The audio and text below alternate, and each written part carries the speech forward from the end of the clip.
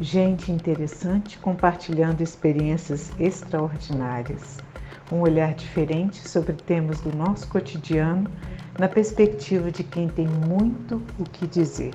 Leve, reflexivo e inspirador.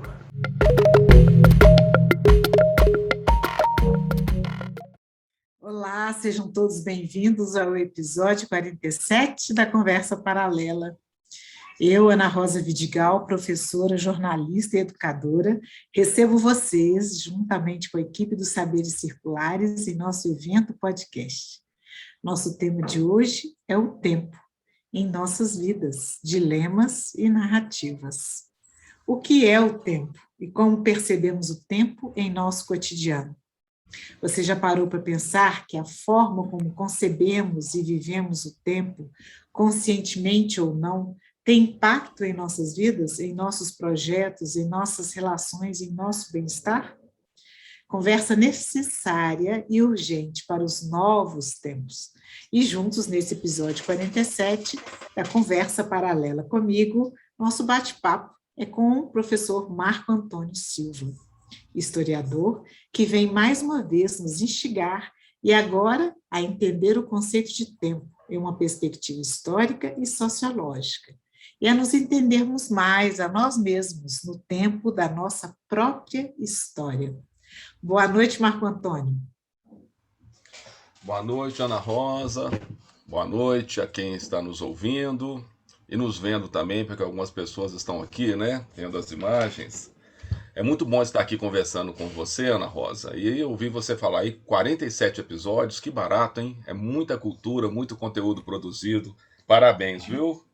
Muito obrigada, e obrigada por fazer parte dessa trajetória. Pela segunda vez já, né, Marco Antônio? Nós já falamos de patrimônio cultural, né? Agora voltamos a falar sobre o tempo.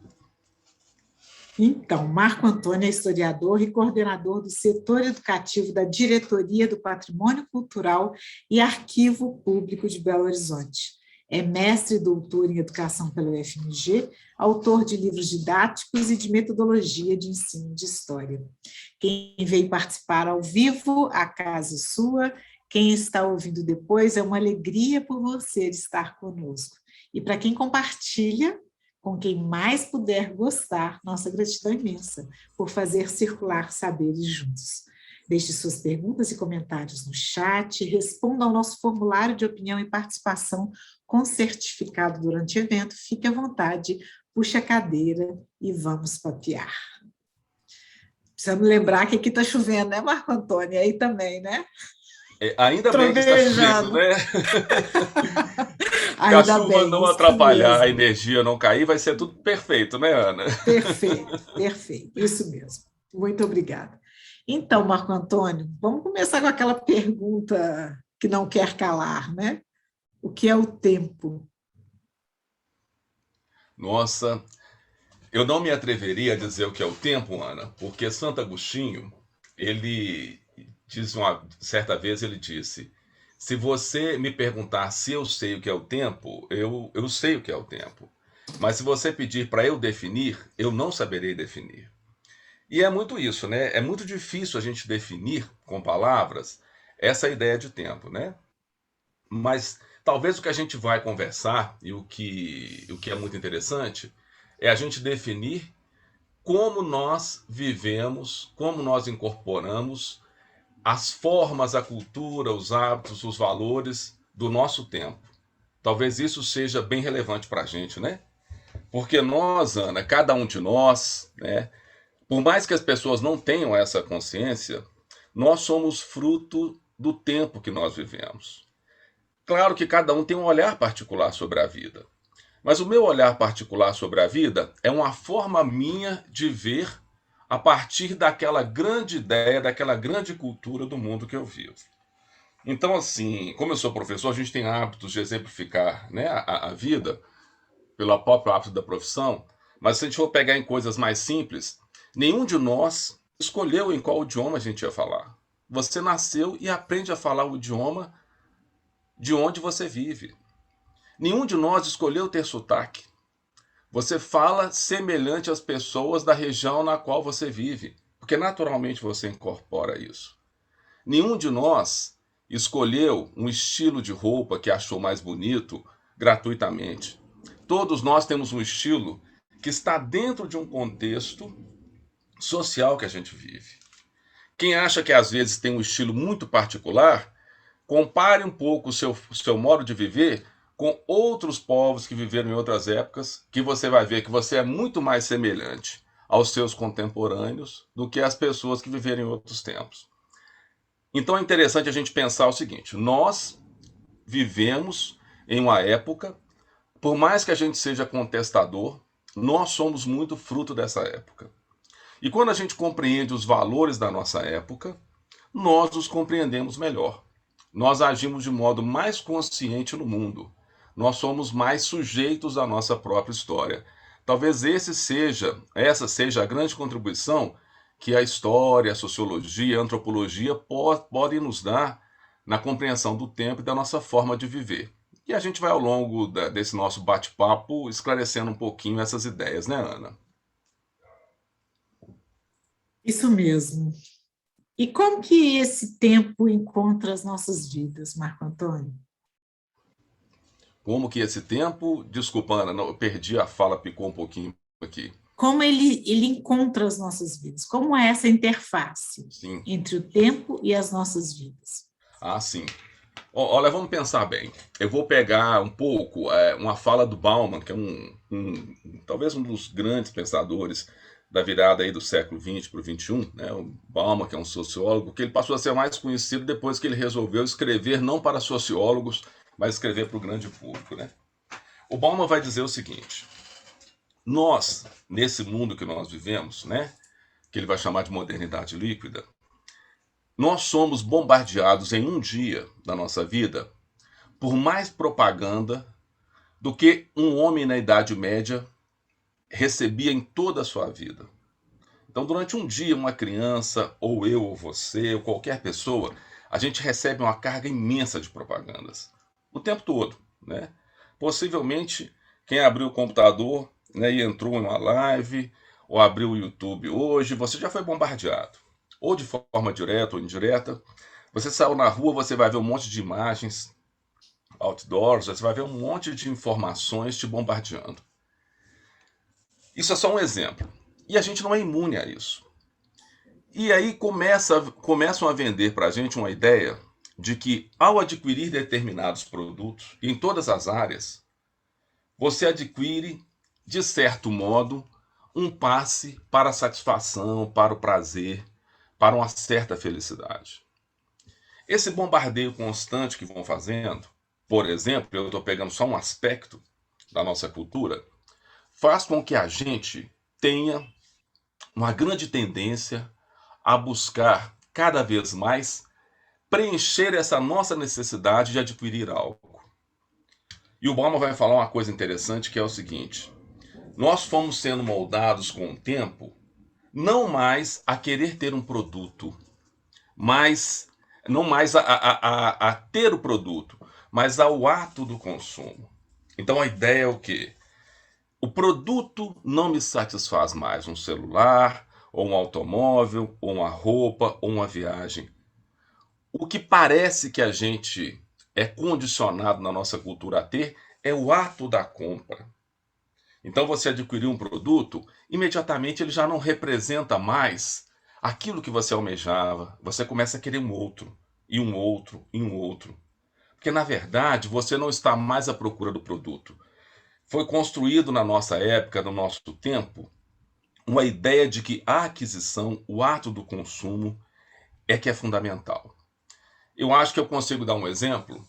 Eu tinha um aparelho de celular. Um determinado dia eu estava zapeando a televisão. Época que eu via até mais televisão, hoje a gente já nem vê muito mais, né? E tem lá um programa desses de telemarketing, acho que era até o Shoptime. E aí eu vi o sujeito vendendo um telefone que era exatamente o telefone que eu tinha. O mesmo modelo, etc. E entre os modelos que ele apresentava, tinha um que era exatamente a cor do meu. E ele pegou aquele telefone que era o meu e começou a apresentar as vantagens do telefone.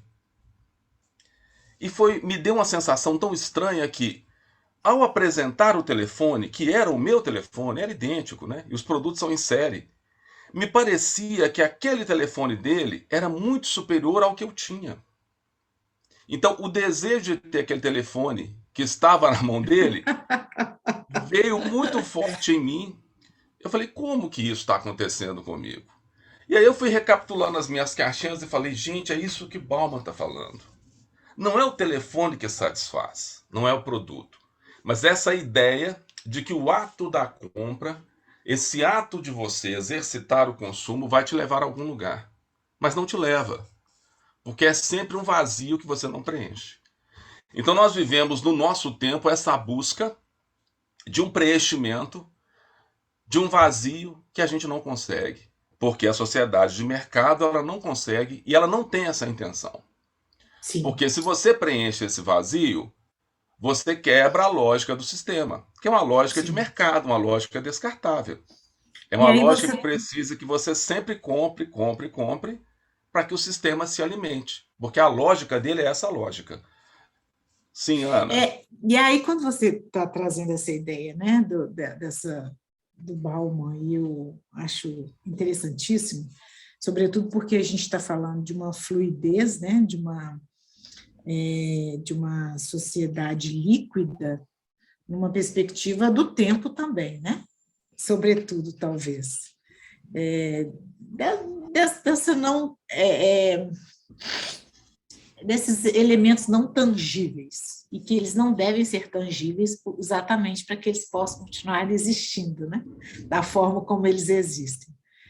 Essa narrativa é uma narrativa desse nosso tempo, desse ato de consumo permanente. Como as narrativas, na sua opinião, Marco Antônio, particulares, ainda que sempre, né, na interface dessa grande narrativa social, elas podem ser autorais.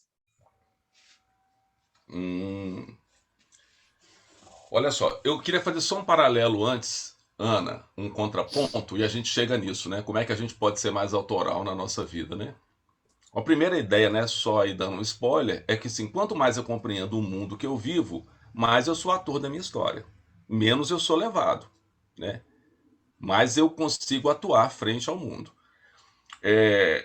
Quando eu peguei a ideia do consumo e essa ideia, né, dessa necessidade de preencher um vazio que a gente não preenche, é que nós vivemos uma época que começa lá no Renascimento, um pouco essa ideia do prazer absoluto, imediato a curto prazo.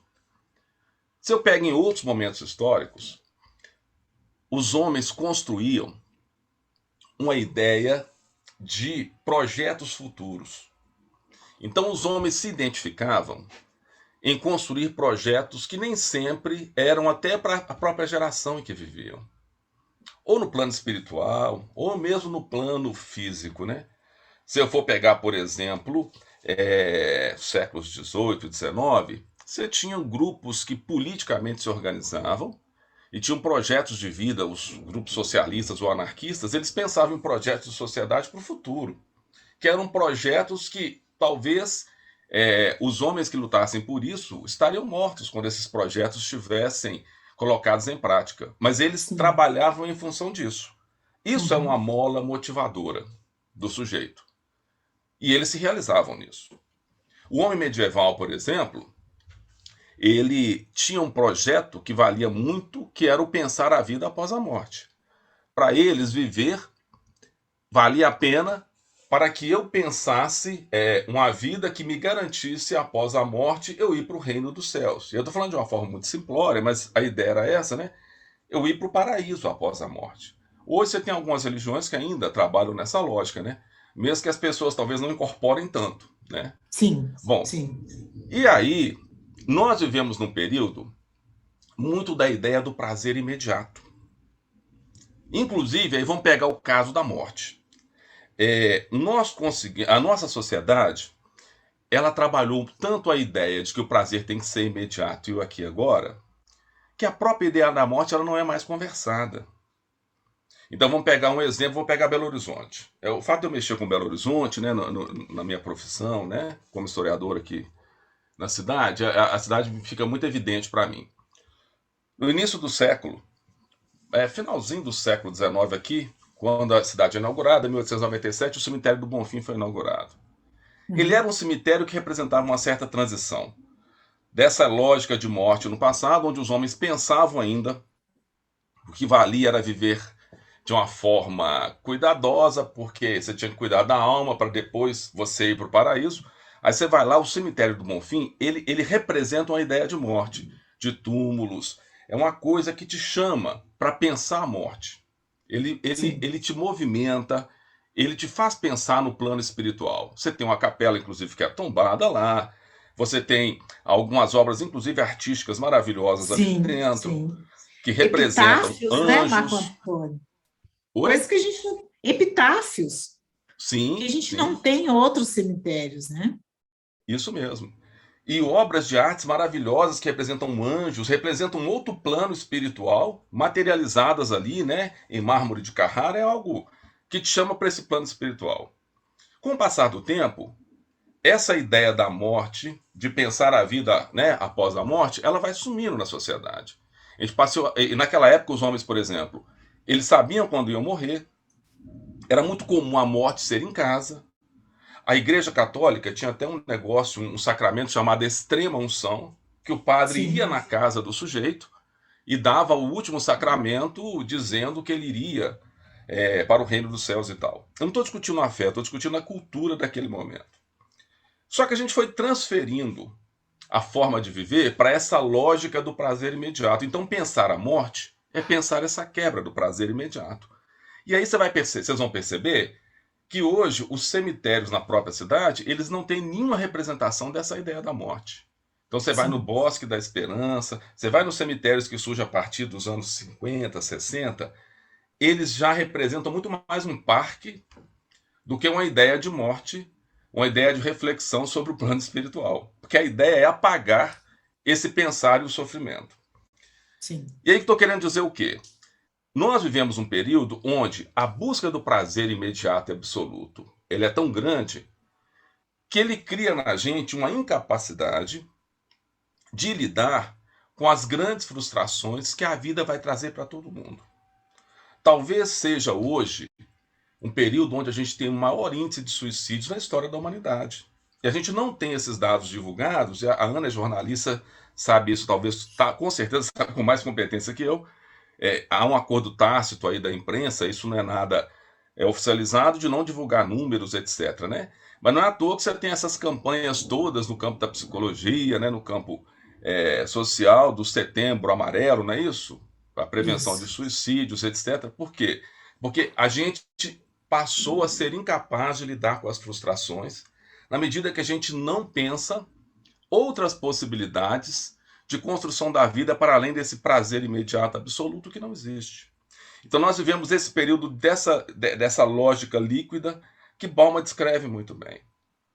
E que é um momento muito vazio. Aí a questão inicial que você coloca, Ana, como é que a gente começa a ser mais autor da nossa narrativa? Quanto mais eu compreendo o mundo que eu vivo, mais eu sou capaz de ser autor da minha história. É evidente que quanto mais eu compreendo a realidade na qual eu vivo, às vezes é mais complexo. Às vezes não é tão simplório eu olhar a realidade e, e, e eu não vou me encantar com qualquer resposta simplória. Eu não vou me encantar com qualquer resposta superficial para a vida. Eu sempre vou buscar algo mais profundo. Mas eu vou ser mais autor da minha própria história.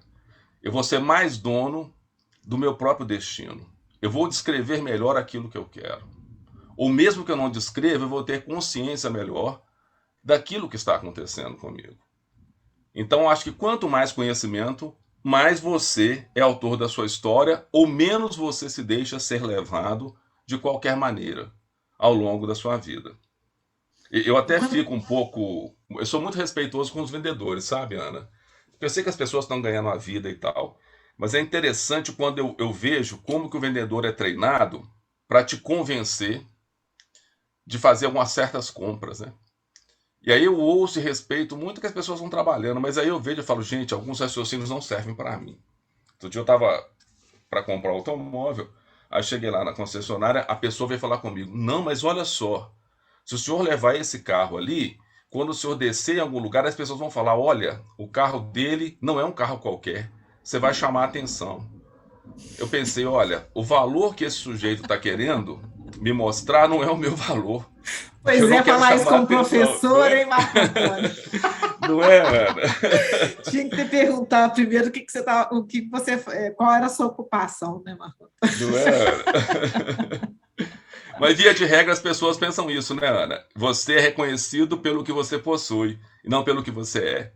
Que é a lógica do nosso mundo, né? Do nosso tempo, né? É, eu falo isso pela questão dessa valorização dos saberes, né, que você traz.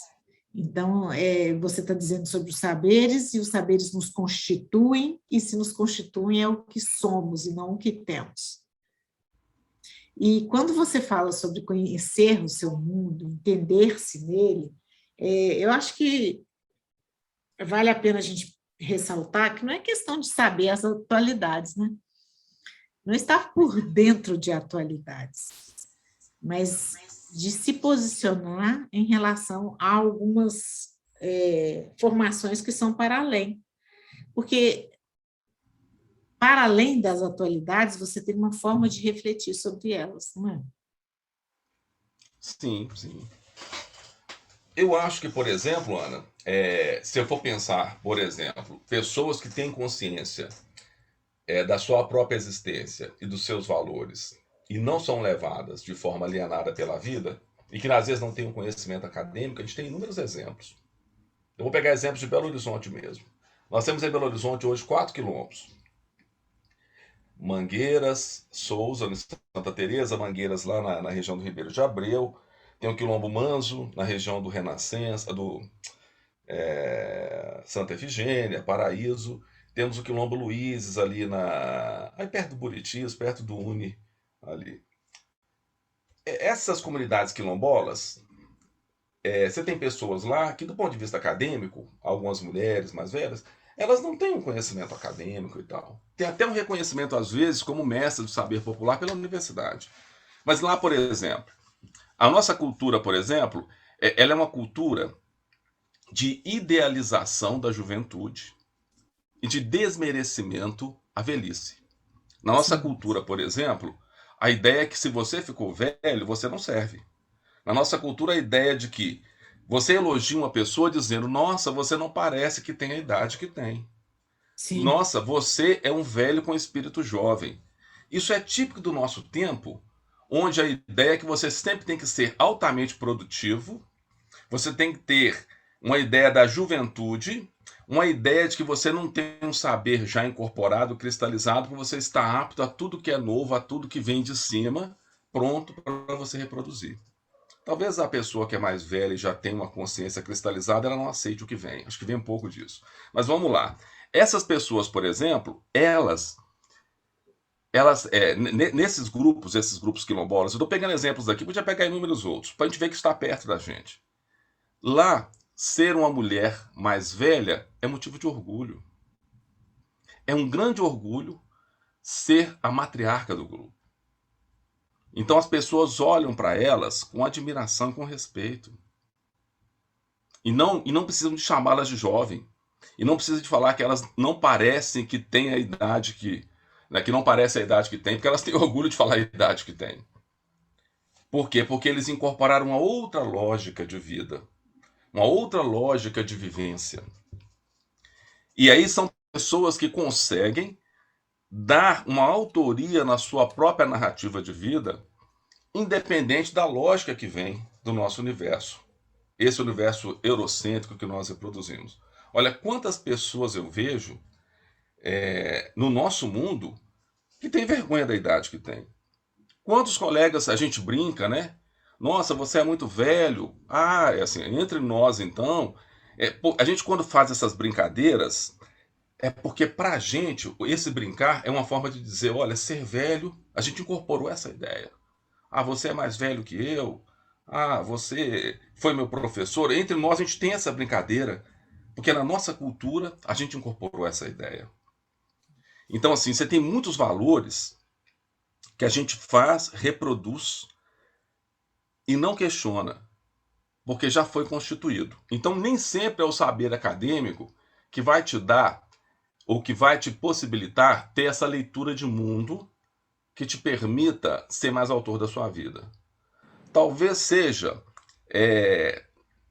um saber mais reflexivo e crítico diante daquilo que lhe é apresentado.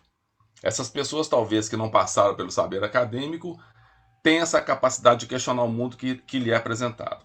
Só quero chamar a atenção para uma coisa. É importante também que a gente não fique e não caia num discurso que eu acho que é de senso comum também, de questionar o saber universitário, o saber acadêmico. Eu vejo demais as pessoas questionarem o saber acadêmico como se ele não fosse positivo. Ele é altamente positivo. Ele é muito importante. A pesquisa, o saber científico, a fala científica, os espaços científicos são fundamentais. Não são os únicos, mas eles são muito importantes.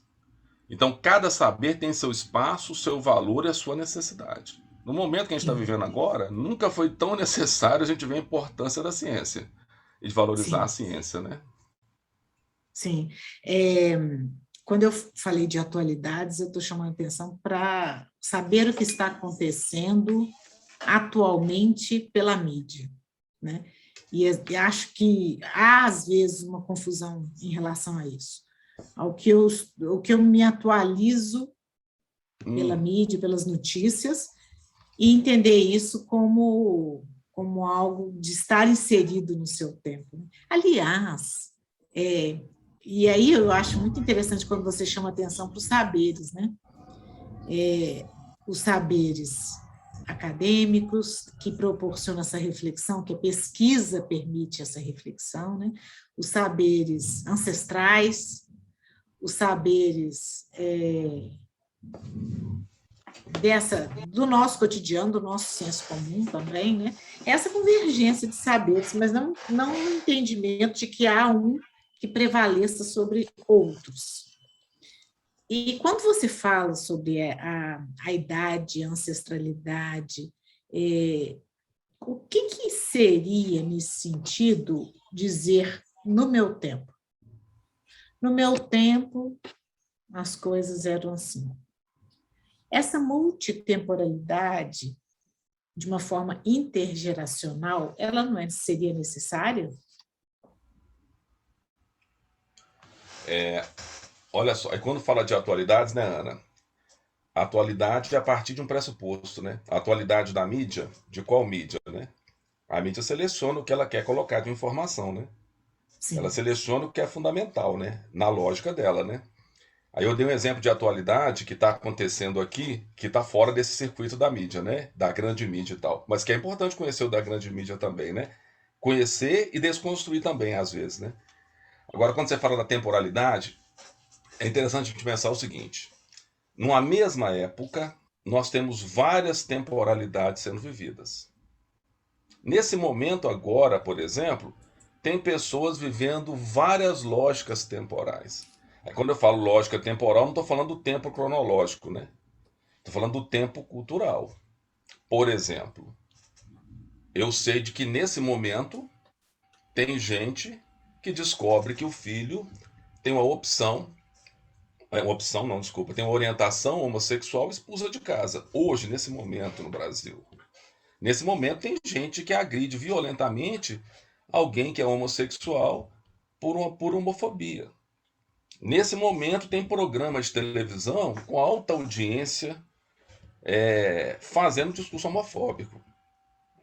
Então você tem gente que está num tempo de um extremo preconceito e discriminação por causa da orientação sexual.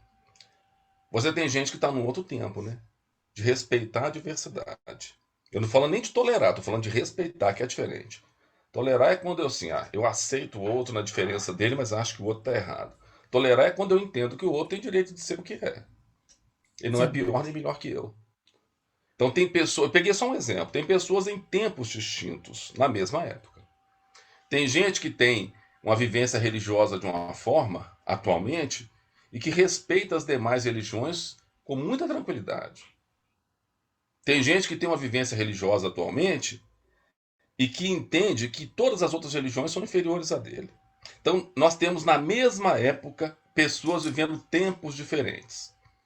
Muitas vezes, quando a pessoa fala no meu tempo, ela está dizendo em uma outra época da vida dela, no tempo dela. Mas não quer dizer que o tempo dela era o tempo de todo mundo. Eu vejo muitas vezes, Ana, a pessoa fala assim: no meu tempo a escola era muito boa, porque aprendia mesmo. Aí eu fico vendo, eu estudo educação há algum tempo, você também faz isso. Eu tenho até alguns parentes que falam isso. A educação nos anos 50, no tempo dele era boa, boa para quem? Para ele, que inclusive não chegou a fazer o primeiro grau, alguns, né, que na época era primeiro grau fundamental, porque a educação naquela época excluía, né? Mas para ele era bom, a maioria nem entrava na escola, né? A maioria era Sim, excluída, era um sim. grande funil educacional. Então, assim, ele está falando de um outro tempo, na lógica dele, no universo dele. Mas naquela época você tinha várias lógicas de tempo, vários pensamentos, várias vivências, né? Então, como o tempo ele não é homogêneo, o tempo ele é muito heterogêneo, a pessoa está reportando a um período e a um extrato do tempo. Agora tem que ter um outro cuidado também. O Izquierdo, um grande pensador argentino, ele dizia o seguinte: tem outros pensadores também que falam da memória que falam disso. Quando eu falo do passado, na verdade eu não estou falando exatamente do passado. Eu estou falando da minha ideia sobre o passado que está no presente. Eu, por exemplo, eu já tive uma ideia do meu passado de uma forma, já tive de outras. Deixa eu dar um exemplo rápido aqui. Há uns 20 anos atrás, se alguém me falasse da palavra bullying, eu ia dizer: ah, isso não existe. Na minha época não tinha nada disso. Com o passar do tempo, eu fui entendendo mais. A palavra até nem existia há 20 anos, né? Mas aí você vai estudando e vai entendendo, e aí eu fui redimensionando a minha leitura de passado. Hoje eu digo: o bullying existia, era terrível, eu pratiquei bullying, fui vítima de bullying, eu passei a ter uma nova leitura do meu passado. Então, na verdade, quando a gente está falando do passado também, a gente está falando da forma como eu leio o meu passado, a partir da minha experiência do presente. Então, assim, quando a gente começa a pensar, né, Ana, as respostas são sempre mais complexas, né? Eu até falo muito com os alunos: desconfie sempre quando alguém tiver uma resposta ou uma explicação muito simples para as coisas. A vida, às vezes, ela exige explicações mais complexas para situações que muitas vezes parecem simplórias, né? Sim. Por isso, a importância desse entendimento, você começou falando sobre isso, dessa perspectiva de uma sociedade líquida, né? Essa perspectiva do ato de consumir como estar no seu tempo, como viver o seu tempo, até culturalmente você está inserido nele, e entender essas ideias de uma multitemporalidade permanente, que não é só das narrativas de cada um, mas é também do ponto de vista de cada um, né? sobre aquilo que está acontecendo ali. Essa releitura do passado, de que você fala, é interessante pensar como que é possível um diálogo intergeracional entre gerações e que pode ser até ensinado, você não acha? Você vê isso como uma possibilidade no ensino de história? Ah, sim, sim. Eu acho que assim, sabe, Ana, uma coisa fundamental é que a gente aprenda a sair do universo da gente. Quando eu saio do meu universo, eu me entendo melhor. O Machado de Assis tem um conto que ele fala isso com a genialidade, chama Contos de Canário. Ele vai dizer o seguinte: um canário é criado na gaiola, acho que eu já falei isso outras vezes, acho que na outro encontro eu falei isso. Um canário é criado numa gaiola. Aí o canário ele nasceu na gaiola ali. Aí ele acha, né? Claro que é toda a metáfora que o Machado de Assis vai criar com a genialidade dele. Mas o canário acha que o sujeito que vem ali troca o alpiste, troca a água, limpa a gaiola. O canário, ao invés de achar que aquele sujeito é o seu algoz, porque está o prendendo, evita, né, não permite que ele voe, que ele seja livre, o canário acha que aquele sujeito, na verdade, não é o seu algoz. Ele acha que aquele sujeito é o seu empregado. O cara trabalha para mim todo dia aqui e tal. Então o Machado de Assis está querendo dizer o seguinte, olha, quem conhece só o seu mundo é muito limitado. Ele tem uma leitura muito pobre da vida. E Paulo Freire fará isso também, né? Paulo Freire vai Sim, dizer, a leitura de mundo antecede a leitura da palavra, né? Claro que isso é só um sim, resumo da grande obra de Paulo Freire, né? Aliás, Paulo Freire que é muito mais criticado do que entendido, né? O que me incomoda não são as críticas a Paulo Freire, o que me incomoda é as pessoas não compreenderem e criticarem um pressuposto equivocado de Paulo Freire. Mas voltando ao que a gente estava falando, é importante que eu conheça outras lógicas de vida para que eu me compreenda melhor. Quando eu conheço outras formas de viver, eu mudo a minha forma de ser, ou eu até mantenho o que eu sou, mas com mais certeza. Assim, ó, tem sim, outro jeito de viver. O meu jeito está errado, eu vou mudar. Não, o meu jeito está muito interessante, eu vou manter. Ou eu tenho que mudar em parte o que eu sou. Então, quando eu tenho um diálogo intergeracional, eu permito a todo mundo, inclusive aos mais velhos, eu permito aos mais jovens ter um contraponto de vida. Acho que isso é fundamental. E promover essas possibilidades é muito importante. No nosso tempo, essa promoção de diálogo intergeracional talvez seja uma das coisas mais desafiadoras. Por quê? Para eu promover um diálogo intergeracional, é preciso que as pessoas estejam abertas minimamente a entender que as gerações mais velhas são passíveis de ensinar algo. Porque se eu já parto do pressuposto que o mais velho é um coitado, que o mais velho é aquela pessoa digna de pena, que o mais velho é aquela coisa exótica, eu não tenho essa construção. Eu falo com os quilombolas aqui quando a gente faz alguns cursos, que eu acho muito interessante, que tem gente que vai lá, até pessoas aí na cidade que às vezes se acham, né, muito cultas e que tem um saber erudito e que conhecem lá os quilombos porque faz parte do menu de conhecimento visitar o quilombo. As pessoas vão lá e conhecem a comunidade quilombola, por exemplo. Só estou retomando esse exemplo, podia pegar outros, porque a gente comecei falando deles. Eles vão lá e olham a realidade quilombola como uma coisa exótica. Eu olho a vivência daquelas mulheres negras como um negócio exótico, uma coisa diferente. Ah, que bonito. E só. Não se cria um diálogo ali. E ali era possível criar um diálogo intergeracional e intercultural maravilhoso, né? Mas a pessoa olha como um negócio que está lá e eu estou cá. Eu vou lá, vejo aquela coisa exótica e volto para casa. É como se eu fosse ali apreciar uma cultura diferente, de forma exótica, né? E quando eu vou fazer diálogo, eu estou ali pressupondo que eu estou aberto a ouvir o outro, e estou aberto a informar o outro do que eu sou, estou aberto a trocar. Para aceitar ou não, mas estou aberto a isso, né? Então, assim, um pressuposto básico do diálogo é a abertura para dialogar, né?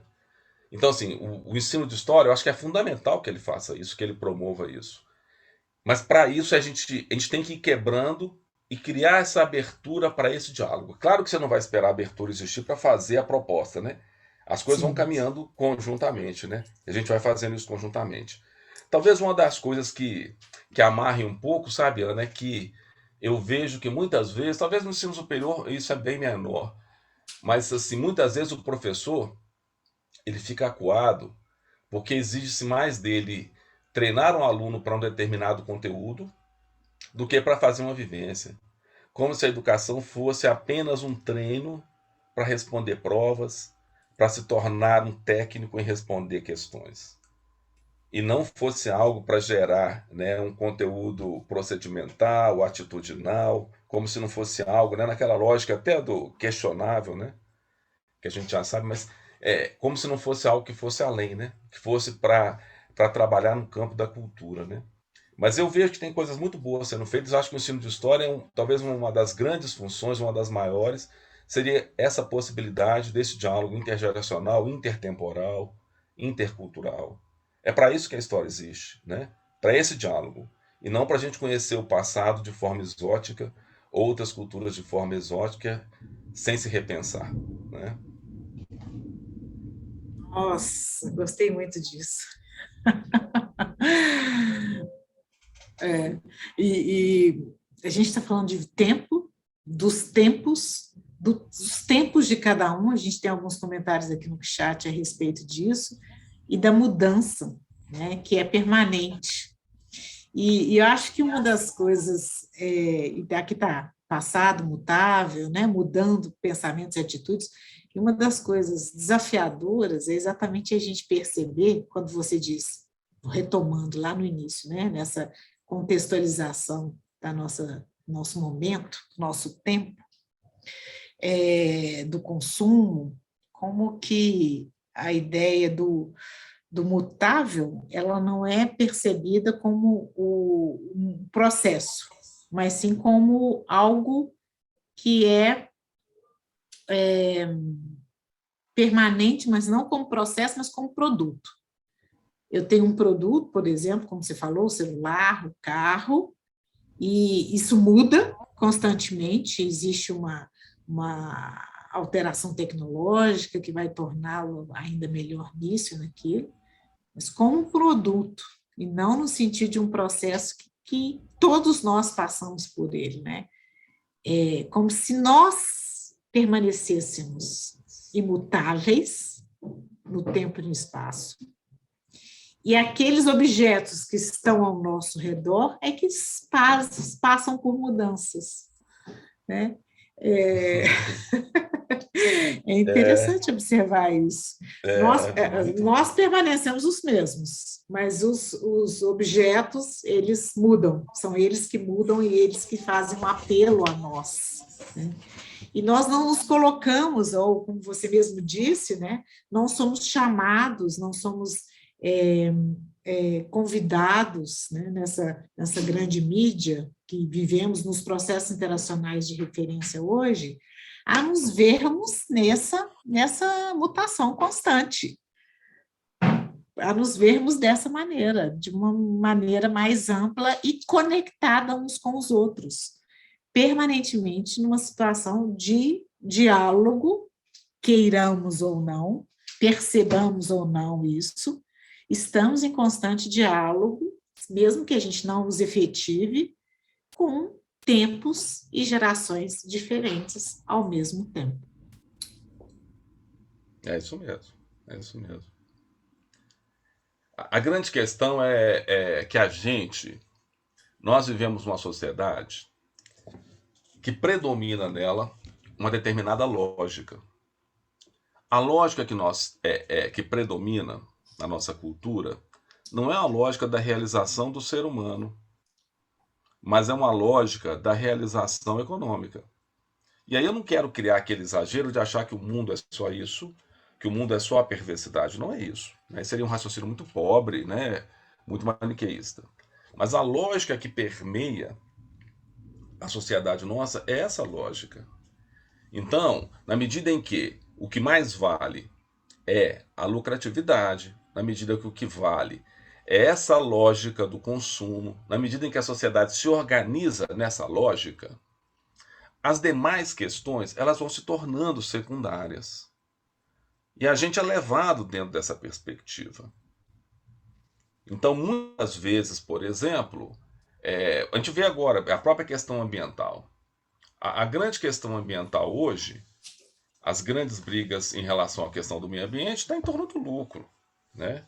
Vou pegar um exemplo mais grotesco, que é o da Vale, por exemplo. Todas as questões da agressão do meio ambiente da Vale é em torno do lucro. Todas as medidas que não foram tomadas é porque era mais lucrativo não tomar. Por isso que estourou uma barragem. Não fizeram a recomposição do que tinha que ter, indenizar as pessoas, nem nada, como deveria no primeiro acidente, porque é mais lucrativo não fazer. Mesmo que isso gere a infelicidade de um monte de gente, mas o lucro fala mais alto. No segundo caso, a mesma história. Aí você vai pegando isso em vários momentos. Tem um programa na televisão lá na Sony, na TV a cabo, que ele é sucesso no mundo e no Brasil fizeram lá. A franquia veio e fez aqui também, chamado Tubarões. Não sei se vocês já viram. Aí eu fico vendo a lógica, como é que é interessante. O sujeito apresenta lá em 5 minutos um projeto que ele tem, E lá os tubarões são grandes sujeitos que têm muito dinheiro e que investem em negócio. Aí tem alguns momentos que umas pessoas vão lá e apresentam os projetos sociais maravilhosos. E aí a pessoa apresenta, eu vejo os financiadores tubarões, né? Que eles chamam de tubarões. Aí é o dono lá do Polishop, é o cara lá, o dono da Chili Beans, essa de óculos, né? Eles assistem, né? Alguns choram emocionados, olha, seu projeto é maravilhoso e tal. Mas aí o cara vai lá e ele está pedindo que eles investam um percentual e fiquem com a parte da empresa. Então o sujeito que vai lá ele está pedindo um parceiro no negócio.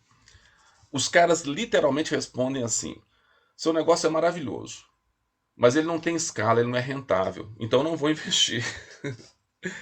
Ali é exatamente essa lógica do sistema que nós vivemos. Ou seja, o que vale é essa lógica econômica. E isso faz com que as pessoas não se realizem. As jornadas de trabalho elas são muito altas. Mesmo que você já tenha uma estrutura para que as pessoas trabalhassem muito menos. Né? Você tem um nível de produção de riqueza muito alto, um acúmulo de riqueza muito alto para poucas pessoas. E uma pobreza extrema, né, do outro lado da pirâmide. Redividir um pouco, redistribuir isso, não é algo que interessa à lógica do sistema. Você taxar as grandes fortunas com um pouco de imposto, e não é tirar a riqueza, taxar, isso não é algo que interessa à lucratividade e tal. Então, essa lógica toda, ela é uma lógica que não está pensando na realização humana. Então, a gente vive muito essa contradição no sistema, né? Que é um sistema que não é feito para a realização humana. Não é à toa que as áreas de ciências humanas são pouco valorizadas, né? Tinha um ministro da educação aí, eu não sei como que ele... Aliás, eu não sei como nenhum desses ministros todos da educação últimos aí pararam lá. Mas tem um lá que ele achava um absurdo as áreas de ciências humanas ter dinheiro para pesquisa. É porque na cabeça dele, pesquisa é só aquilo que gera produto para vender. Porque na cabeça dele não passa a ideia de que a gente tem que pensar o ser humano de uma forma multidimensional, né? Com outras lógicas. Até para evitar que alguém chegue a ser igual a ele. Que chegue lá para ser ministro e que só ache que a educação é para gerar produto para vender.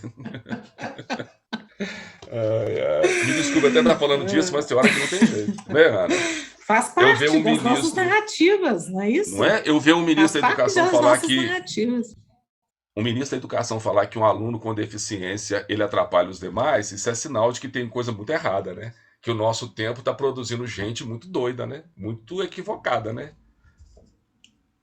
É interessante pensar sobre isso. Nós estamos falando de narrativas, nós estamos falando também de possibilidades de um diálogo no tempo e no espaço, e de um diálogo múltiplo, né? Que é saber se posicionar nesse tempo e nesse espaço, numa perspectiva que considere várias outras, né?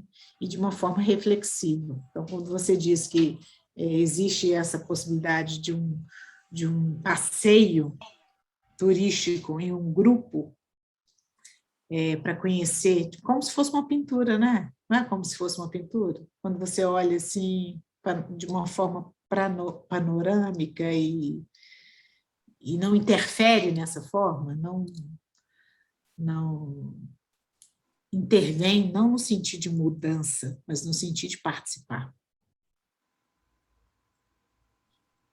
Você não percebe o outro numa dimensão, numa categoria de ser humano, na mesma dimensão que você.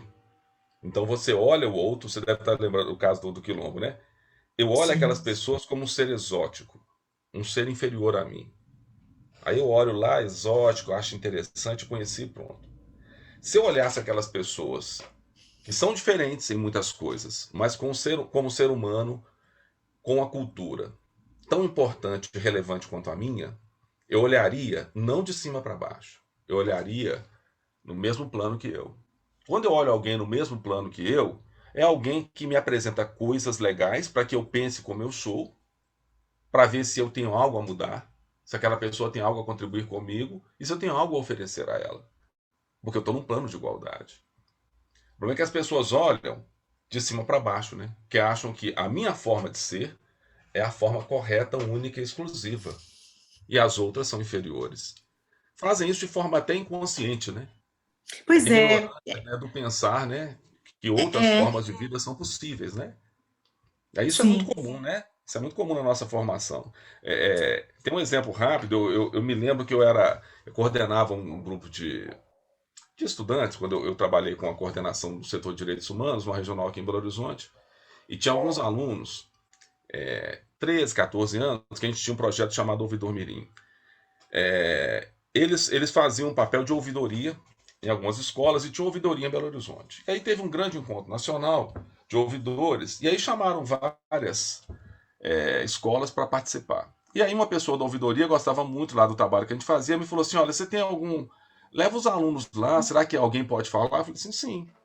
E aí pediu os meninos que escolhessem entre eles quem ia falar em nome do grupo. Escolheram uma menina lá de 14 anos, negra, que morava na Pedreira Prado Lopes. Eu não pedi que os meninos fossem com outra roupa, que mudassem o estilo. Eu pedi que eles fossem como eles são. Aí tinha gente lá, ex-ministro, tinha um grupo lá. E essa menina estava na mesa de abertura. Quando ela foi falar, eles esperavam que ela ia falar como uma coitada, né? Aquela coisa, aquela ideia de cima para baixo. E essa menina era genial, né? E ela falou maravilhosamente. Do E aí projeto. ela foi aplaudida de pé, um negócio maravilhoso. E aí, depois as pessoas vieram me parabenizar. Eu disse, não, tem que parabenizar ela, não foi a mim, né? E aí uma pessoa que veio falar comigo, ela falou assim, era uma ouvidora de um outro estado, eu nem vou falar, porque acaba personalizando e chegando às pessoas, mas ela falou assim, nossa, e uma menina inteligente dessa, e diz que ela mora na favela, né? Eu falei assim, é. Mas na cabeça dela a ideia era a seguinte, né? Como essa menina é negra, pobre, favelada, ela não pode ser inteligente. Ela não pode falar assim. Era a surpresa que ela apresentava. E ela falava isso para mim de uma forma muito natural, porque essa é a leitura que ela tinha de mundo. Né? Então aquilo para ela foi uma surpresa. Né? E eu falei na hora com ela assim: olha, igual ela tem muitos outros lá. Tem menino também que às vezes não é tão brilhante quanto ela, como no meio da classe média alta tem também. Né? Porque a vida é assim, é diversa. Né? A vida é Talvez o menino não é tão diversa. brilhante para falar, mas ele vai ser brilhante em outras coisas. Então, a vida tem essa diversidade. Mas aí as pessoas já têm uma leitura de mundo diferenciada, né? Ela acha aquela menina extraordinária, mas porque ela foge do escopo que ela enquadrou todos os demais, né? Sim. Essa diversidade é possível ser abordada em livros de história, Marco Antônio? Ô, Ana, Quando eu falo em diversidade, eu sim, queria só chamar atenção para isso. Eu não estou querendo dizer uma diversidade, você está falando de um discurso que a gente escuta, que a gente está vendo repetir numa perspectiva cultural que habitamos, né, que coabitamos. Não é essa ideia da diversidade que a gente ouve falar sempre. Eu estou querendo trazer a ideia da diversidade, dessa que nós estamos dizendo aqui, sobre sim, a possibilidade da coexistência de diferentes narrativas sociais, diferentes narrativas individuais e diferentes narrativas intergeracionais, né? De sim. diferentes gerações. É possível ensinar isso em livros de história? O, o Ana, eu acho que é o seguinte, eu acho que eu devo ter uns 8 a 10 livros que já foram publicados aí. Com o tempo a gente vai acertando uma coisa aqui, errando outra ali, essa construção. Eu e assim, as colegas que a gente escreve juntos. Eu acho que a gente acaba conseguindo apresentar várias possibilidades ali. Mas uma coisa que eu tenho muita clareza é que todo o processo de conhecimento, ele é um processo mais complexo. Então, eu acho que são conjuntos de fatores. Eu acho que o material didático, ele é uma parcela, o professor que ali está é uma outra parcela, a escola é uma outra parcela, os estudantes são uma outra parcela. Então existe a questão é multifatorial. E não só a sala, e não só a vivência da história, eu acho que as outras vivências também vão complementar. Não acredito que só uma aula de história, que seja uma aula diferenciada, que ela seria suficiente para isso. Você tem uma série de outras coisas, porque a gente se forma no todo, né? Eu não Sim, vou ter uma leitura de mundo em história e vou ter outra leitura de mundo na matemática. Eu acho que a gente vai construindo leituras de mundo, mas que formam nos formam como uma única pessoa. Então acho que é um processo mais complexo, sabe? Daí eu achar que o grande investimento em educação é investimento no professor. Talvez seja a grande peça capaz de conectar tudo isso, sabe? A mudança é mais complexa e o investimento é nas pessoas. Eu não acho, inclusive assim, às vezes a editora, a gente roda de vez em quando para falar sobre material, né? Dependendo da época a editora faz isso. E com o tempo você vai perdendo algumas vaidades, né? Você vai descobrindo, por exemplo, os melhores professores que me apresentam coisas mais interessantes são aqueles que usam menos o meu livro. São aqueles que usam parte do livro, que questionam mais. Aqueles que pegam o livro e usam de cima a baixo, aquele cara reproduz mais vezes. Aquele cara que é mais questionador, ele te faz pensar. Esse é o tipo de, talvez, profissional que faça mais diferença lá na frente, sabe? Mas eu acho que a questão o processo é mais complexo, sabe? É, inclusive, não adianta você ter um fator só, né? Um ensino de história apontando em um caminho, porque às vezes a mídia em outros lugares é muito mais forte. É muito entendi. mais forte, né? Tem alguns estudos mostrando isso. No Canadá, o Christian Laville, um grande estudioso do ensino de história, ele vai mostrar isso. Em boa parte do mundo, quando você vai pesquisar, o ensino de história caminhava para um lado, mas a grande mídia e a sociedade como um todo, às vezes caminhava para o outro. E aquela formação. Aqui no Brasil, por exemplo, há anos a gente questiona essa história heróica, essa história que dava só alguns a autoria da história. Né? Há anos a gente já coloca isso, né? Desde quando, inclusive, eu estava já na educação fundamental, a gente mostra que a história é coletiva e tal.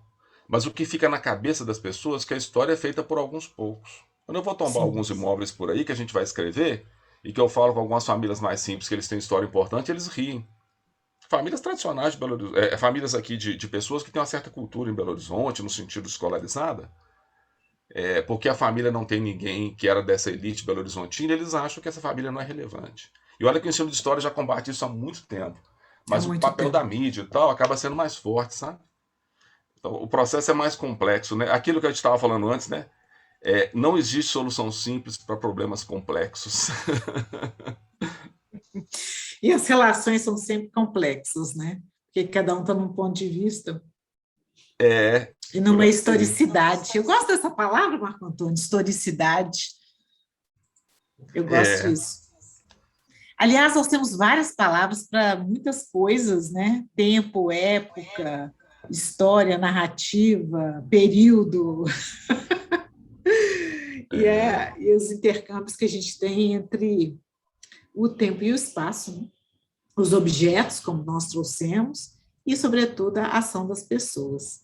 Estamos finalizando, então, o nosso episódio, e nessa temporada do podcast Conversa Paralela, Marco Antônio, nós estamos tratando de projetos de vida, tudo que podemos mobilizar para a nossa formação pessoal, social, profissional, para um novo começo. Nesse sentido, conta para nós um projeto de vida que você tem hoje. que eu tenho hoje. Hoje é outra palavra. Olha, você sabe uma coisa que a gente vai descobrindo, sabe, Ana? É, eu acho que assim, eu tenho 53 anos hoje. E eu olho, eu estou começando a entrar naquela fase, né? Que eu olho para trás, já fiz muita coisa, sobretudo na educação, você encontra ex-aluno em muito lugar e tal. Então você sente que você já fez muita coisa bacana, outras coisas que não foram tão bacanas. E eu tenho muita coisa que eu penso em fazer para frente e tal. Mas a vida vai te mostrando o seguinte, né? É, como que a gente precisa entender que a gente tem um papel importante no mundo, que a gente tem que atuar, mas que a gente não é sozinho no mundo. que a gente não caminha sozinho, que as coisas, elas precisam da gente, mas são muito mais do que a gente. Então, que cada vez mais eu penso que meus projetos de vida, eles precisam envolver pessoas, sabe? Envolver outras pessoas, outros grupos, e que os projetos que eu tenho também não têm que ser meus. Porque a gente é temporário nos lugares. Eu trabalho hoje na prefeitura, adoro fazer o que eu faço, tenho um projeto de educação, mas eu já deixo tudo montado e realizado, porque eu sei que daqui a uns anos eu não estarei lá. Mas o que eu deixo, o que eu faço, outros têm que continuar depois. Ou para melhorar, ou para mudar e tal. Mas assim, são duas grandes frentes. Me satisfazer com o que eu fiz, ver os erros que eu tive, pensar que eu tenho que fazer com mais gente, porque as coisas caminham melhor. Pensar que eu sou temporário nos lugares e que eu tenho que deixar as coisas organizadas para quem vem depois, dar sequência, e espero que façam melhor do que eu faço, do que eu estou fazendo. Porque esse é o legado que a gente deixa para a vida, né? Legal. É um legado que não é uma assinatura minha. Eu acho que a assinatura é coletiva, né? Tem uma coisa muito interessante que em Cuba tem muito isso, né? Eles falam que não tem direito autoral, porque na verdade é simbólico, né? Mas assim, as ideias estão aí, né? Você só incorpora o que está aí. Acho que é um pouco isso, né? A gente está aí lendo o mundo e fazendo a nossa parte nele, né? Muito bom, Marco Antônio. Aqui elogios para você no chat e sugerindo que você venha outras vezes. A terceira, Marco Antônio, tá vendo? Uai. Professor muito Vai ter muita sábio. gente boa para você chamar, mas quando precisar, nós estamos aí para ir conversando. Pena que os alunos não falaram aqui hoje, mas tem muita gente bacana que tem o que dizer também, né, Ana? Mas é isso mesmo, né? Eu sou suspeita para falar, mas é uma circularidade de saberes, né? Permanentemente a gente percebe isso, a oportunidade de que, se não se colocaram aqui durante a conversa, porque queriam ouvir você, mas em outros momentos vão fazer isso, né? É o tal legado que você acabou de falar, que é tão importante também nessa nossa história. Muito obrigada mais uma vez pela oportunidade. Obrigada a todos vocês que nos acompanharam até aqui. Vocês viram, né? Está até 7h05 já, nós já passamos do tempo. E eu agradeço mais uma vez, Marco Antônio, essa oportunidade da gente conversar sobre coisas tão relevantes e tão essência, né? Humana, tão nossas. E que eu agradeço a oportunidade de estar aqui. Grande abraço para todo mundo. Obrigada. Vamos em frente. Vamos em frente. É isso aí. Obrigada, gente, e até a próxima.